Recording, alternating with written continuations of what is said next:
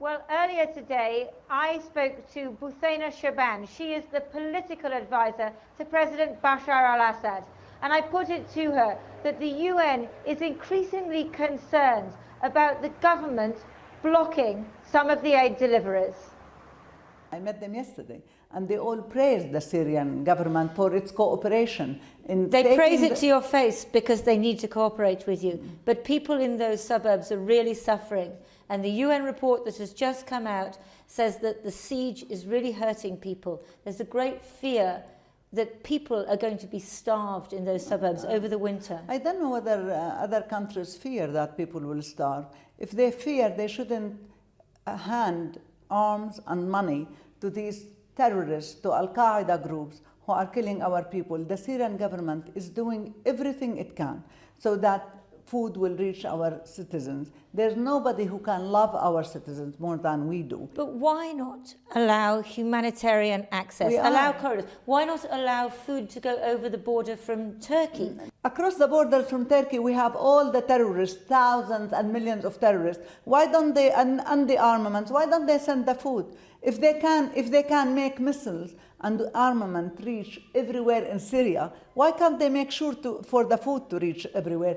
All this propaganda about the food and the humanitarian issue intends to bring Syria under Chapter 7 in the Security Council. It has nothing to do with the Syrian people. It has nothing to do with their love for the Syrian people, nor for their desire that the food for the Syrian people reach them. What's happening in the run-up to the talks, the peace talks, Geneva 2? They're going to happen on January the 22nd. Yeah. So does that mean that we're going to see an intense battle because you're trying to strengthen your position in advance of those forces? Well, I think this question should be directed also to Saudi Arabia and Turkey, who are actually flooding our country with armaments, with money, so that these Qaeda elements kill more Syrian people in order to change the dynamics on the ground and to go to Geneva II with better standing. I think that's what they are doing. What we are doing is that the government is doing, the Syrian army is doing, is trying to save our people, to bring back peace and order, because Syria has always ate from what it produces. We don't need humanitarian help. The only help we need is to restore peace and security to our country, and so our people can feed themselves and can feed other countries as well. But of course you are getting a lot of help from Hezbollah and from the Iranian government. Do you think that's going to assist you when it comes to peace talks, that maybe Iran will now be invited to the peace talks because it's coming back into the community of nations after the deal it's done with the Western world? I think Iran has been acknowledged now by Western countries as a nuclear power and as a regional power and as a neighboring country. And therefore, I think it is only right that Iran should be invited to Geneva II, instead of inviting countries who have been causing all this horrible problem to our Syrian people. Countries like Russia and Iran and the BRICS, who had been very positive towards the Syrian people, not towards the regime. No, it is towards the regime. Come on. The countries you have named are the countries which sponsor you, which back you, which provide you with arms, military advice and soldiers. No, they're not providing, nobody is providing us with soldiers, nobody is providing us You're with... saying that there's no Iranian troops here, no Hezbollah? Listen, I haven't been to the field and I don't know who is there, but the cause of the problem is Al-Qaeda and those who are financing Al-Qaeda. There's no country who would like its army to be in its cities and villages. The only reason why our army is there is to get rid of Al-Qaeda and of the Wahhabi terrorist people. But you complain a lot about outside interference from other countries, Saudi Arabia, America, Europe, and so on.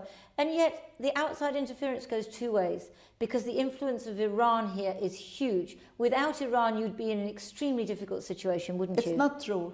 It's not true. Without Iran, it could be an extremely difficult situation. It is our army who is fighting. It's our people who change the dynamics on the ground, because they discovered that those who are coming to Syria are trying to take us to the dark ages. And as a woman, I don't think you should be happy with what Daesh and Al-Qaeda has announced in Syria, that women can't walk on the streets. But what I'm asking you about is Iran? Because Iran is becoming more powerful and influential here in Syria, isn't it? Good. Iran is becoming more powerful and influential, not only in Syria, in the region and in the world.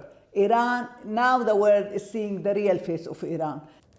Well, Lindsay, if anybody knows what's going on in Syria, Bouthaina Shabaan certainly knows. And if you read between her lines, it seems to me it's pretty clear there's going to be no question of any sort of ceasefire from either side in the build-up to the 22nd of January. Well, I think that that's right, although we have to say that Bouthaina Shabaan said that she didn't know what was going on in the field. She didn't know if there were Hezbollah and Iranian fighters there. And some people, I think, would be surprised at that remark. But it's clear that the government feels it's in a strong position. And what they want to do is strengthen that position before the Geneva II peace talks on January the 22nd. So I think that what we're likely to see is quite a lot more fighting, certainly from their side, trying to recapture suburbs and towns that they have lost. But on the other side, on the rebel side, they're in disarray, because increasingly they're fighting each other. And the moderate groups don't like the jihadi groups are fighting amongst themselves. And they also can't decide who, if anybody, they're going to send to those peace talks. So for the moment, it does look as if the government has the upper hand. It also looks as if the Syrian people are the ones who are really losing out because of the humanitarian crisis. Lindsay Hilsum live in Damascus.